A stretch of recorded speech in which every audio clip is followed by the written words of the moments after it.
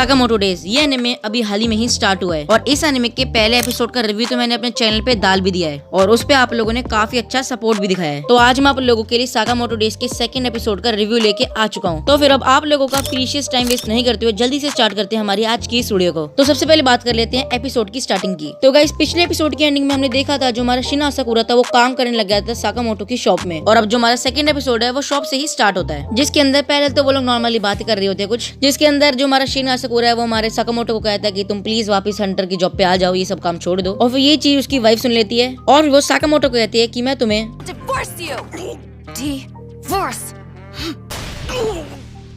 और ये चीज सुनने के बाद जो हमारा साकामोटो था वो काफी ज्यादा डर जाता है। तो इस एपिसोड की स्टार्टिंग देखने में तो काफी ज्यादा बढ़िया लगती है और सीरियसली देखने में काफी ज्यादा मजा भी आता है। और उसके बाद जैसे जैसे एपिसोड आगे बढ़ता है हमें देखने को मिलता है जो हमारा साकामोटो और शिन है वो एक मार्केट में आए हुए हैं और वो एक चाइनीज मार्केट है और जिसका डिजाइन मेरे को देखने में गाइस काफी ज्यादा बढ़िया लगता है। और फिर जब वो लोग मार्केट से घर जा रहे होते हैं एक लड़की साकामोटो के ऊपर कूद जाती है और उसके बाद हमें देखने को मिलता है कि उस लड़की को कुछ गुंडे पकड़ रहे हैं, उसको मारना चाहते हैं, वो एक लौती मेंबर बची है अपनी फैमिली की। और फिर हमें उसकी बैक स्टोरी भी देखने को मिलती है जो देखने में काफी ज्यादा सही लगती है। लेकिन जो लोग उस लड़की के पीछे पड़े हुए थे वो काफी ज्यादा होते हैं, तो हमारा साकामोटो शिन मारते तो है उन्हें लेकिन वो बाद में भाग जाते हैं। और वो जो गुंडे होते हैं जो पकड़ रहे होते हैं उस लड़की को वो जाते हैं अपने लीडर के पास और कहते हैं हम उस लड़की को नहीं पकड़ पाए। और फिर जो उनका लीडर होता है वो जाता है बॉस के पास और बॉस को कहता है कि जो मेरे गुंडे थे वो नहीं पकड़ पाए उस लड़की को। और फिर अचानक से वहाँ पे दो भाई आ जाते हैं, उनमें से एक भाई उस बंदे का गला काट देता है। फिर ये देखने के बाद मैं काफी ज्यादा हैरान हो जाता हूँ कि भाई एकदम से आखिर हुआ क्या है। ये बात सिर्फ यहीं तक नहीं टिकती, आगे वो लोग उस बंदे के मुंह पे अपना हाथ रख देते हैं जिससे वो बंदा सांस ना ले पाए। और फिर ये सीन देखने के बाद मेरे को लग रहा था कि कोई बंदा आया है जो साकामोटो को टक्कर दे पाएगा। उसके बाद जैसे हमारा सीन शिफ्ट होता है हमें देखने को मिलता है वो दोनों गुंडे आ चुके हैं साकामोटो और शिन और उस लड़की के पास। उनमें से एक बंदा साकामोटो को बहुत तगड़ा हेडशॉट मारता है जिसे जो हमारा साकामोटो होता है वो बहुत दूर जाके गिरता है। और फिर जो हमारा साकामोटो और शिन होते हैं उन दोनों की फाइट होने लग जाती है उन दोनों बंदों से, जिन्हें वो लोग थोड़ी मेहनत करके हरा देते हैं। वैसे दोनों एपिसोड के अंदर मैंने जितना भी देखा है उन दोनों एपिसोड के अंदर साकामोटो ने कोई भी गन या कोई वेपन नहीं उठाया है। वो बंदा या तो चॉपस्टिक से लड़ता है या फिर कड़ाई से, और इसी वजह से इस एनिमे को देखने में काफी ज्यादा मजा आता है। और फिर एंड में हमें देखने को मिलता है जो साकामोटो शिन और वो जो लड़की है वो चले जाते हैं बॉस के पास, बॉस को थोड़ा बहुत धमकाते हैं, वो लड़की थोड़ा बॉस को मारती भी है। और फिर बाद में हमें देखने को मिलता है उस लड़की का ट्रेजर जो बचा रही थी उन लोगों से। और फिर हमें आगे पता चलता है वो ट्रेजर सिर्फ उस लड़की का ही नहीं है, उस लड़की के वंश के जितने भी लोग थे वो मरने से पहले अपनी सबसे ज्यादा प्रीशियस चीज उस कमरे में जाके डालते थे। और उस कमरे के अंदर काफी सारा गोल्ड, सोने की तलवारें, बहुत सारे एमरल्ड्स और भी काफी सारी चीजें देखने को हमें मिलती है। और फिर यहीं पे जो हमारा एपिसोड था वो खत्म हो जाता है, लेकिन हमें एंड में देखने को मिलता है वो जो लड़की है वो भी काम करने आ चुकी है साकामोटो की दुकान में। और अगर मुझे इस एपिसोड को रेटिंग देनी हो तो मैं इस एपिसोड को 8.8 की रेटिंग दूंगा।